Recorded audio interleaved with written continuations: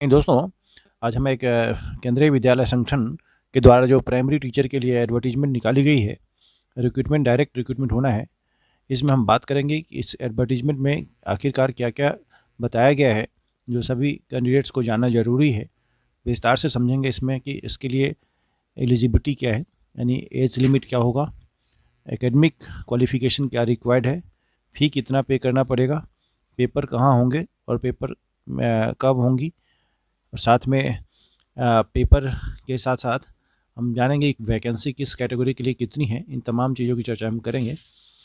अब देखते हैं विस्तार से। सबसे पहले हम बात करेंगे प्राइमरी टीचर्स की जो एडवर्टीजमेंट निकाली गई है केंद्रीय विद्यालय संगठन के द्वारा 4 वर्षों के बाद, उसमें वैकेंसी कितनी है।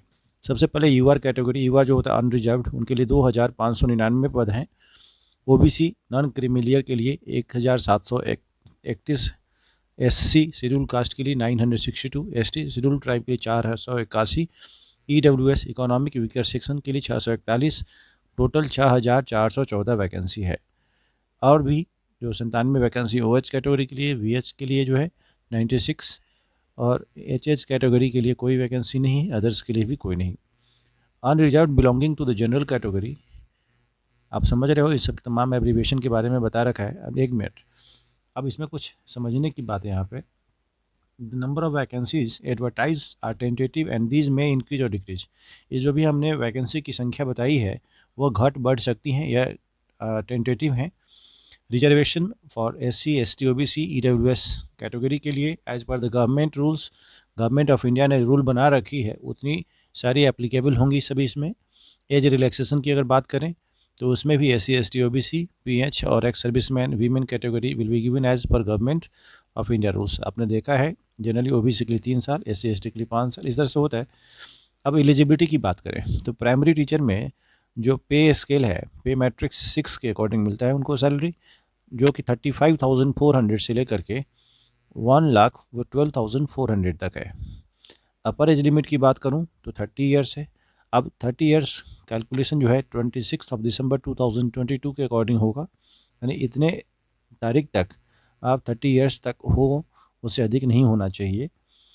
बात रही क्वालिफ़िकेशन की, तो क्वालिफ़िकेशन में स्पष्ट रूप से लिख दिया गया है कि सीनियर सेकेंडरी और its equivalent with at least 50% marks and 2 years diploma in elementary education by whatever name known. अच्छा, कहना सेंस यह है कि आप 12th किए हों कम से कम 50% अंकों के साथ, 2 वर्षों का डिप्लोमा किया हो एलिमेंट्री एजुकेशन में, या नहीं तो सीनियर सेकेंडरी और इसके बराबर में कोई जिसमें 50% अंक हों, और 4 साल की बैचलर ऑफ एलिमेंट्री एजुकेशन जो BEd होता है, आपने उसकी डिग्री हासिल की हो, या नहीं तो सीनियर सेकेंडरी किया हो 50% अंक के साथ, 2 वर्षों का diploma in education special education में किया हो, या नहीं तो ग्रेजुएशन विथ एटलीस्ट 50% मार्क्स, आप ग्रेजुएट हैं 50% अंक के साथ, और साथ में BEd भी किए हो, who has acquired the qualification of Bachelor of Education from NCTE recognized institute shall be considered for the appointment as teacher in class 1 to 5।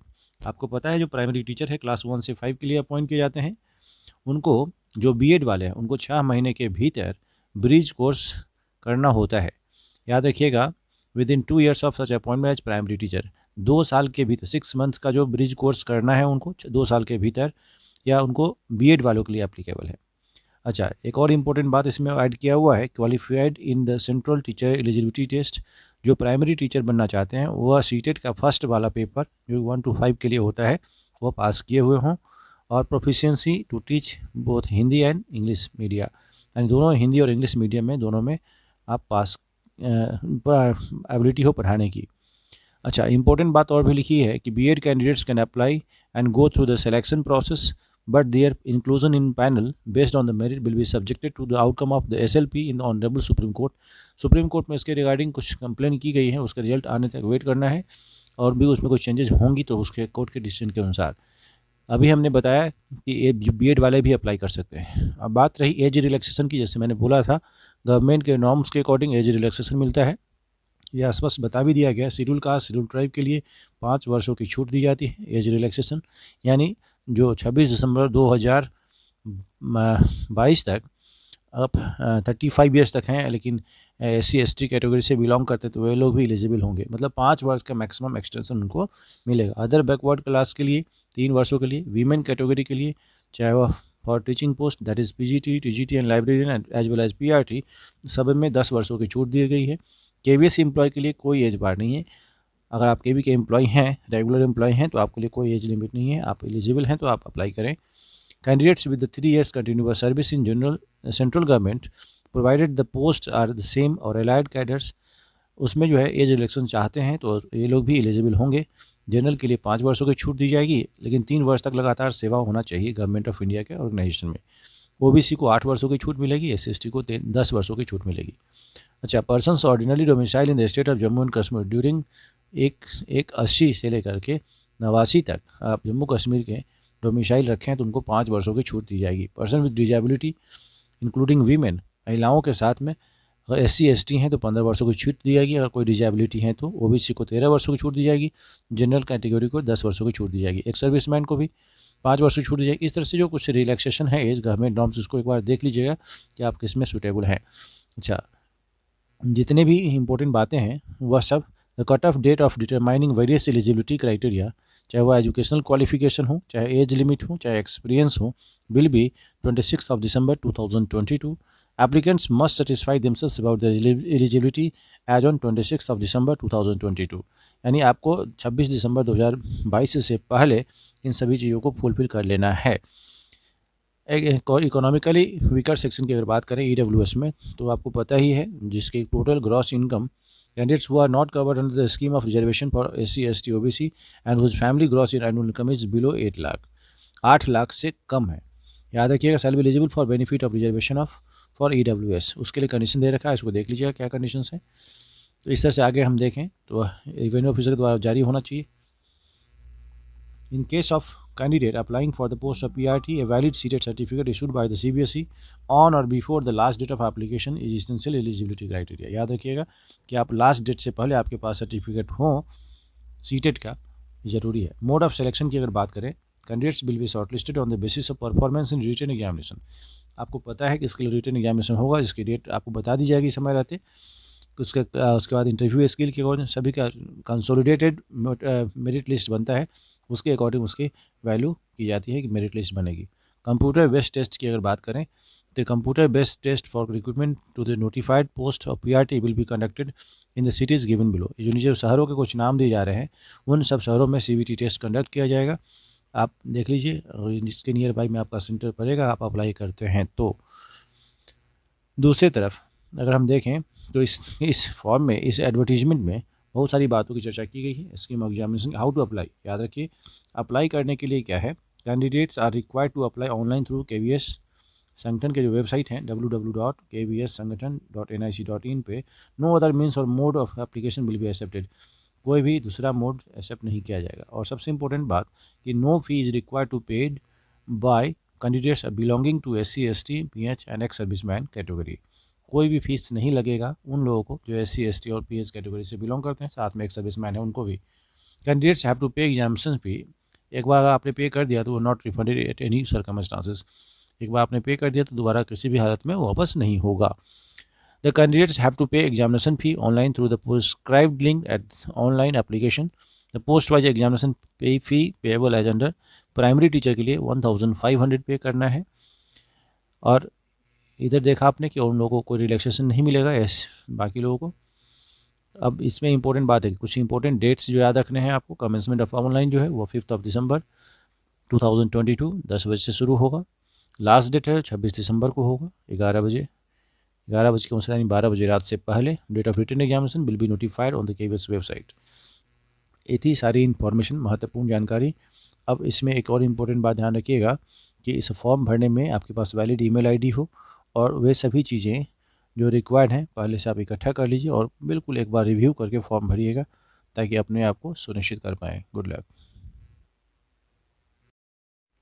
जय हिंद दोस्तों, आज हम इस वीडियो के दौरान डायरेक्ट रिक्रूटमेंट केंद्रीय विद्यालय संगठन के द्वारा जो निकाली गई है उसमें सिर्फ TGT की चर्चा करेंगे कि TGT में जितने भी पद हैं उनके लिए क्या क्या ज़रूरी चीज़ें हैं जो हमें जाननी आवश्यक है, उसके बारे में विस्तार से चर्चा करेंगे।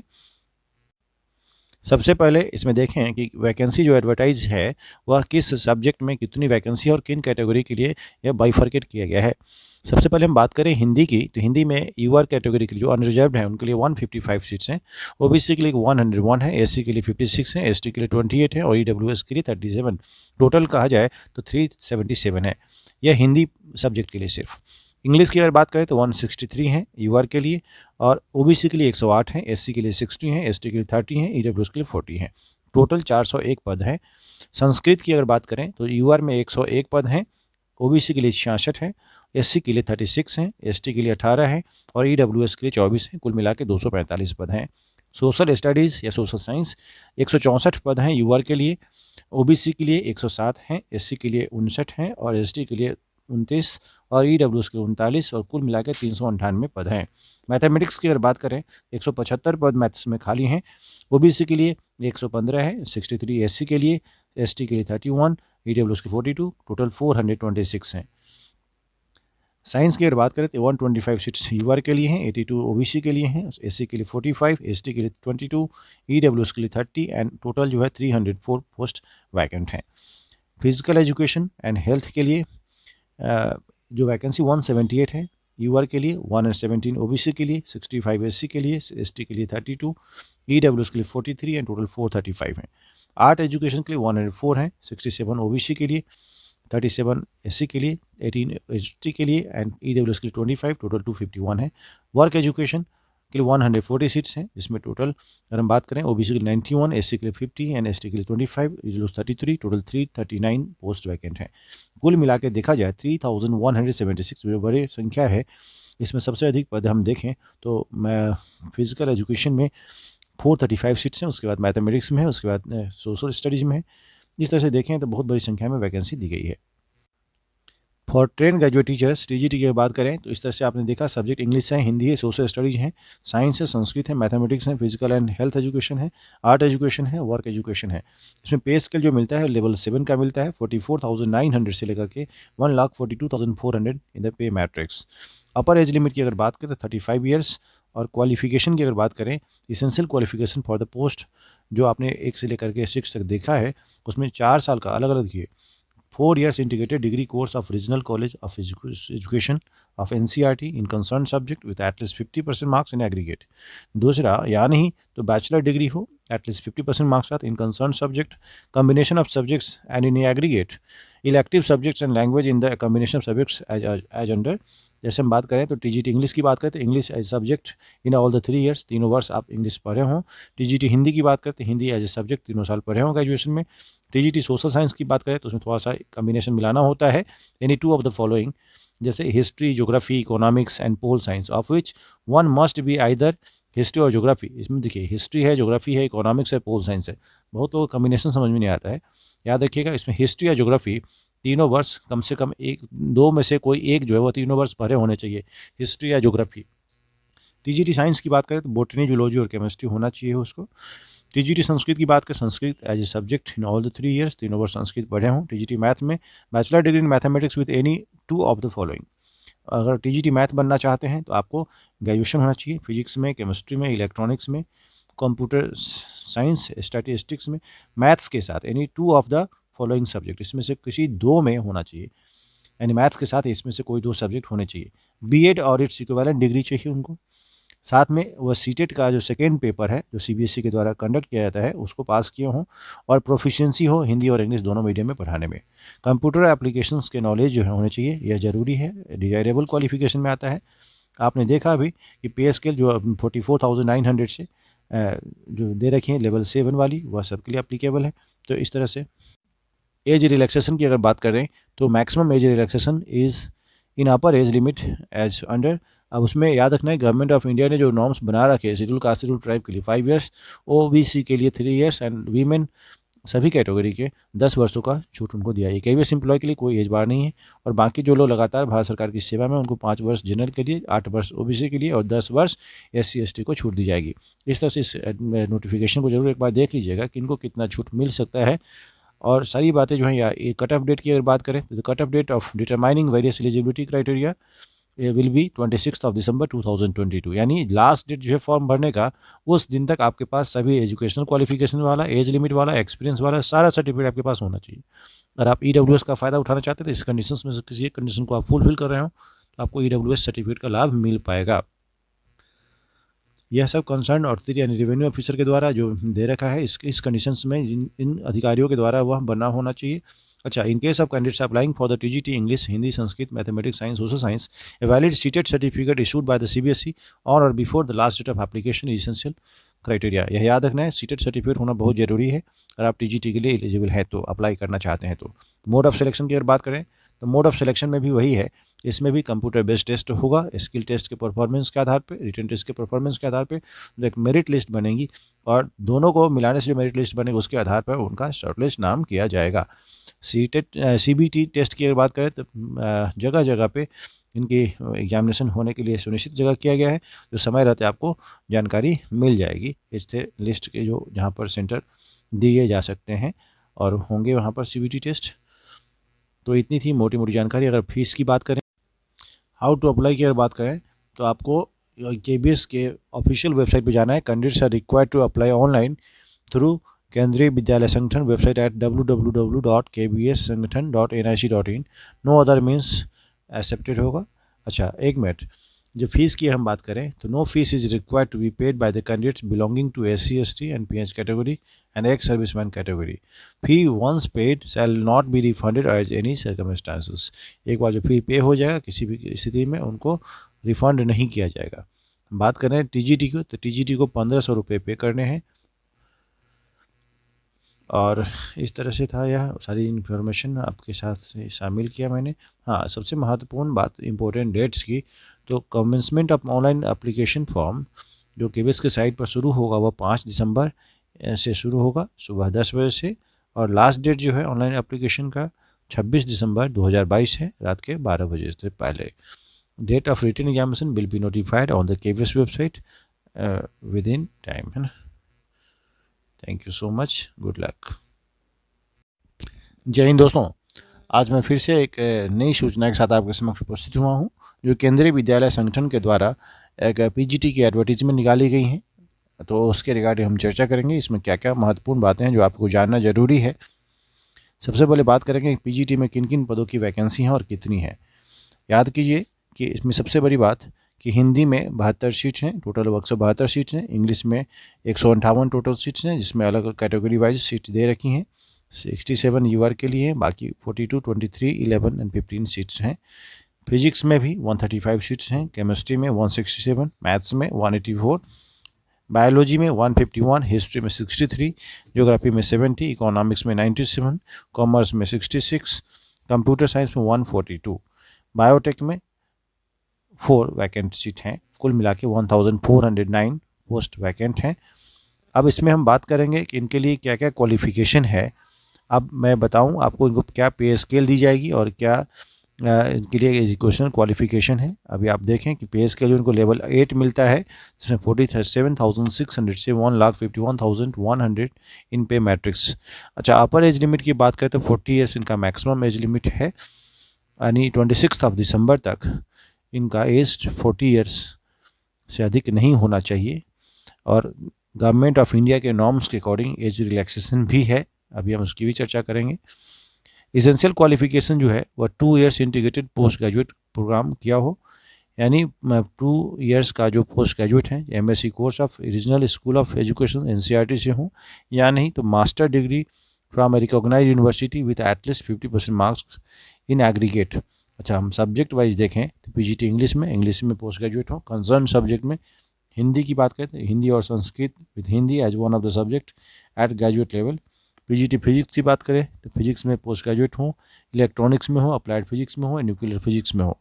PGT केमिस्ट्री की बात करें, केमिस्ट्री या बायोकेमिस्ट्री में पोस्ट ग्रेजुएट हो। PGT इकोनॉमिक्स की बात करें तो इकोनॉमिक्स में, अप्लाइड इकोनॉमिक्स में या बिजनेस इकोनॉमिक्स में आप पोस्ट ग्रेजुएट हो। PGT कॉमर्स की बात करें, master degree in commerce, however holder of degree M.Com in applied या business economics shall not be eligible. याद रखिए, इसमें स्पष्ट लिख दिया है कि मास्टर डिग्री इन कॉमर्स होना चाहिए, जबकि जो लोग M.Com किए हों अप्लाइड में या बिजनेस इकोनॉमिक्स में वे लोग एलिजिबल नहीं हैं। पीजीटी मैथमेटिक्स की बात करें तो मैथमेटिक्स में पोस्ट ग्रेजुएट हों या अप्लाइड मैथमेटिक्स में एलिजिबल हैं दोनों। पीजीटी बायोलॉजी में botany, zoology, life science, bioscience, genetics, microbiology, biotechnology, molecular biology, plant physiology, provided they have studied botany and zoology at graduation level. इस केस में उनको बॉटनी या जूलॉजी ग्रेजुएशन लेवल में पढ़े हों।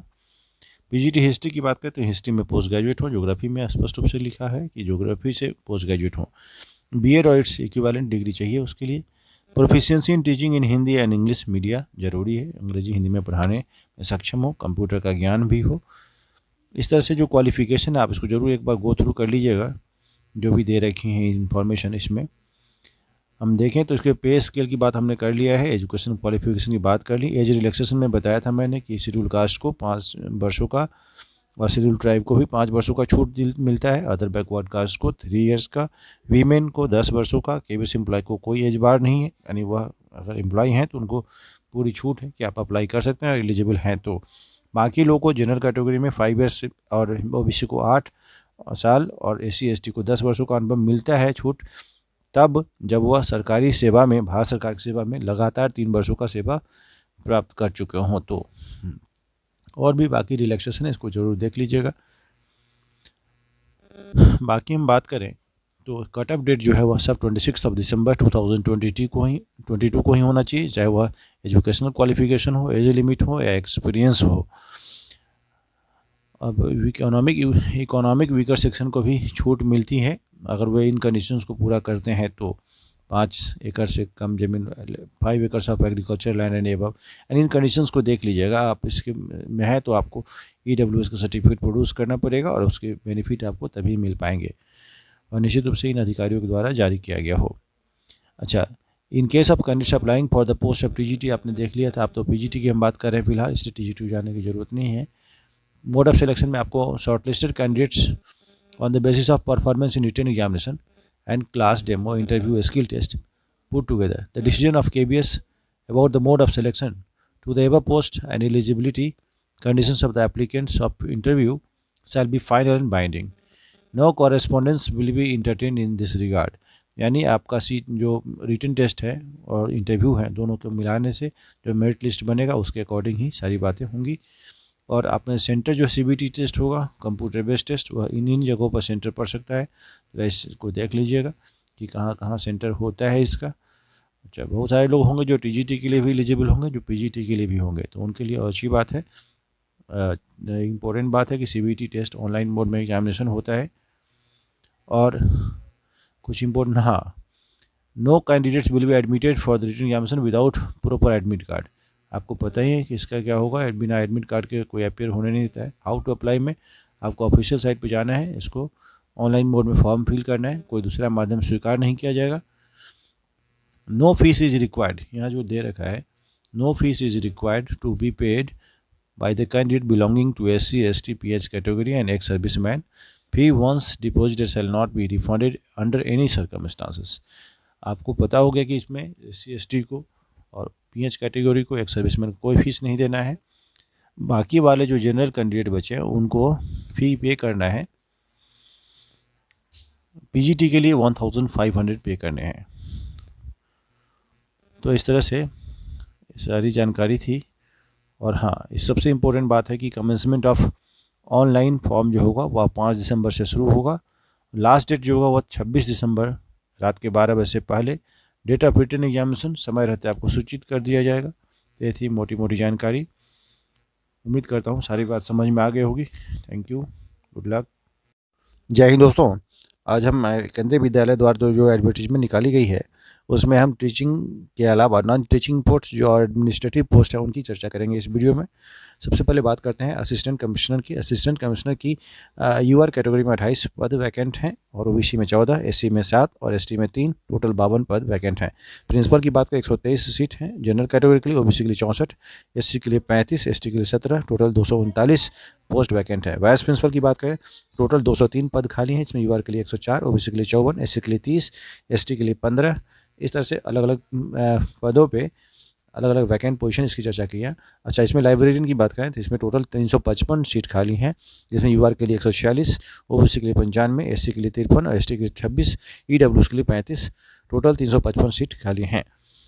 अब बात करें नॉन टीचिंग पोस्ट में, तो और नॉन टीचिंग के अलावा जो है फाइनेंस ऑफिसर की भी बात करें तो यूआर में 4 पद खाली हैं, ओबीसी के लिए 1, एससी के लिए 1, एसटी के लिए कुछ भी नहीं, और कुल मिलाकर के 6 वैकेंट पोजीशन है। असिस्टेंट इंजीनियर की बात करें तो 1 पद खाली हैं जो कि यूआर के लिए है। असिस्टेंट सेक्शन ऑफिसर की अगर बात करें तो उसमें टोटल 156 पद हैं, जिसमें यूआर के लिए 65, ओबीसी के लिए 42, एससी के लिए 23, एसटी के लिए 11, ईडब्ल्यूएस के लिए 15, कुल 156 पद वैकेंट है। हिंदी ट्रांसलेटर में भी टोटल 11 पद खाली हैं, यूआर के लिए 7, ओबीसी के लिए 2, एससी के लिए 1, एसटी के लिए 0 और ईडब्ल्यूएस के लिए 1। ये था बाइफर्केशन। सीनियर सेक्रेटरीट असिस्टेंट जो यूडीसी लेवल होता है उसके लिए 132 पद जनरल के लिए, टोटल 322 पद खाली हैं, ओबीसी के लिए 86, एससी के लिए 48, एसटी के लिए 24, ईडब्ल्यूएस के लिए 32, कुल 322 पद खाली हैं। एलडीसी की बात करें जो जूनियर सेक्रेटरीट असिस्टेंट हैं उनमें टोटल 702 पद हैं, जिसमें यूआर के लिए 286, ओबीसी के लिए 189, एससी के लिए 105, एसटी के लिए 52, ईडब्ल्यूएस के लिए 70, कुल इतने पद खाली। स्टेनोग्राफर की अगर बात करें तो उसमें भी टोटल 54 पद खाली हैं, इसमें यूआर के लिए 23, ओबीसी के लिए 14, एससी के लिए 8, एसटी के लिए 4 और ईडब्ल्यूएस के लिए 5, टोटल 54 पद वैकेंट हैं। रिजर्वेशन कैटेगरी के वाइज ऐसे ही दी जाती हैं जैसा कि आपको गवर्नमेंट ऑफ इंडिया के नॉर्म्स में आपने देखा है। पे लेवल की अगर बात करें तो असिस्टेंट कमिश्नर का जो पे लेवल 12 है, जिसमें 78,800 से लेकर के 2,09,200 रुपये। मैक्सिमम एज लिमिट इसकी जो है 50 वर्ष है। इसके लिए एसेंशियल क्वालिफिकेशन जो है वह मास्टर डिग्री होना चाहिए, बीएड और इट्स इक्विवेलेंट हो, एक्सपीरियंस हो, person holding the post of principal in the pay band of इतना 15,600 से लेकर 39,100 तक, ग्रेड पे 76 होना चाहिए, और knowledge of computer application is desirable. Principal की अगर बात करें तो लेवल 12 है, उनके लिए 35 वर्ष मिनिमम और मैक्सिमम 50 वर्ष है। क्वालिफिकेशन में देखें मास्टर डिग्री होना चाहिए, एटलीस्ट 45 मार्क्स के साथ बीएड डिग्री हो, साथ में एक्सपीरियंस में person holding analogous post of the post principal in central state government autonomous organisation principal के पद पे हों। एक्चुअली 1 मिनट, इसमें जो स्पष्ट रूप से लिखा हुआ है कि या नहीं तो वाइस प्रिंसिपल के पद पे हों और लेवल 10 का सैलरी रिसीव करते हों और साथ में 5 वर्षों का अनुभव हो, and PGT 5 years of as PGT and 2 years as vice principal, 5 वर्ष एज पीजीटी का हो और 2 साल वाइस प्रिंसिपल के पद पे हो, वे लोग प्रिंसिपल के लिए एलिजिबल होंगे। Person holding the post of PGT, अगर आदमी पीजीटी हैं तो उनमें 8 साल का रेगुलर सर्विस हो तो वे लोग प्रिंसिपल के लिए एलिजिबल हैं, और वह 15 वर्षों का कंबाइंड रेगुलर सर्विस हो एज ए टीजीटी इन पे मैट्रिक्स ऑफ लेवल 7, 15 वर्ष, उसमें से 3 वर्ष out of which 3 years as a PGT. अगर 15 वर्ष का अनुभव है, इसमें 12 साल तो टीजीटी के रूप में और 3 वर्ष जो है वह एज ए पीजीटी हो, तो वे लोग भी एलिजिबल हैं प्रिंसिपल के लिए। Knowledge of computer application is desirable. Vice principal की अगर बात करें तो 35 years मिनिमम है और मैक्सिमम 45 years। पे लेवल 10 है, पे मैट्रिक्स 10, 56,100 से लेकर 1,77,500 तक। एकेडमिक में मास्टर डिग्री होना चाहिए 50% मार्क्स के साथ, बीएड हो, और साथ में एक्सपीरियंस की अगर बात करें 2 वर्षों का अनुभव होना चाहिए as a post of vice principal in central government, और जो भी हैं 6 साल का अनुभव हो एज ए पीजीटी, यानी 10 वर्षों का अनुभव हो as a PGT of working as PGT और lecturer and TGT in the central government, यानी टीजीटी का भी अनुभव जिसमें से 3 वर्ष अनुभव एज ए पीजीटी लेक्चरर के रूप में। Basic knowledge of computer is also desirable. तो इस तरह से थी जानकारी इनके लिए। कंप्यूटर साइंस हो ही गया है। आगे हम देखें तो इसमें और जो है पद, इसकी चर्चा हम करते हैं। लाइब्रेरियन के लिए बैचलर डिग्री इन लाइब्रेरी साइंस, उसके लिए मैक्सिमम एज 35 है। Working knowledge of Hindi and English होना चाहिए। Knowledge of computer is desirable. और उसमें आगे फाइनेंस ऑफिसर की बात करें, मैक्सिमम 35 years होना चाहिए। बीकॉम होना चाहिए 50% मार्क्स के साथ, और post qualification experience in audit and accounts work में, फाइनेंस ऑफिसर में ऑडिट और अकाउंट वर्क का अनुभव चाहिए, बीकॉम चाहिए 50% मार्क्स के साथ। असिस्टेंट इंजीनियर में graduate civil engineering from recognize university, 2 वर्षों का अनुभव हो। Design and engineering concern branch में 3 वर्षों का डिप्लोमा इन सिविल इंजीनियरिंग होना चाहिए। तो इस तरह से सेक्शन ऑफिसर की भी बात करें तो उसमें पे लेवल 6 मिलता है, 35 years मैक्सिमम एज लिमिट है। और graduate with 3 years experience as UDC in central government और autonomous organisation, computer knowledge is desirable. Hindi translator में भी ऐसा ही मास्टर डिग्री होना चाहिए। हिंदी ट्रांसलेटर के लिए भी मास्टर डिग्री होना चाहिए। Hindi with English as a compulsory elective subject as a medium of examination at the degree level. आगे बढ़ें तो देखते हैं इसमें सीनियर सेक्रेटरी यूडीसी की बात करें, लेवल 4 मिलता है उनको। 30 ईयर्स उसका मैक्सिमम एज लिमिट है। इसेंशियल क्वालिफिकेशन जो है वो ग्रेजुएट है। 3 ईयर्स का एक्सपीरियंस चाहिए एलडीसी में। यूडीसी स्टेनोग्राफर की बात करें, लेवल 4 मिलता है, 12th पास होना चाहिए। और जो स्किल टेस्ट नॉर्म्स हैं, दूसरा डिक्टेशन 10 वर्ड्स 80 वर्ड्स पर 10 मिनट्स, 10 मिनट में 80 वर्ड पर मिनट के हिसाब से 10 मिनट का टेस्ट होता है। 65 मिनट्स में हिंदी कंप्यूटर पर टाइपिंग 65 होना चाहिए। जूनियर सेक्रेटरीट असिस्टेंट की अगर बात करें, क्वालिफिकेशन जो है 12th पास होना चाहिए। टाइपिंग स्पीड 35 वर्ड पर मिनट इंग्लिश एंड 30 वर्ड्स पर minute in Hindi. Working knowledge of Hindi, knowledge of computer application is also desirable. तो आपने देखा एज रिलैक्सेशन के बारे में सारी चीज़ें सेम ही। SC/ST के लिए 5 वर्षों की छूट मिलती है, ओबीसी के लिए 3 वर्षों की, और महिलाओं के लिए 10 वर्षों की। KBS एम्प्लॉय के लिए कोई एज बार नहीं है। बाकी अगर सेंट्रल गवर्नमेंट में आप जॉब के लगातार 3 वर्षों तक, तो आपको जो है छूट दी जाएगी। जनरल के लिए 5 ईयर्स, 8 ईयर्स एंड 10 ईयर्स होता है। ओबीसी के लिए 8 ईयर्स एंड बाकी लोगों के लिए 10 ईयर्स।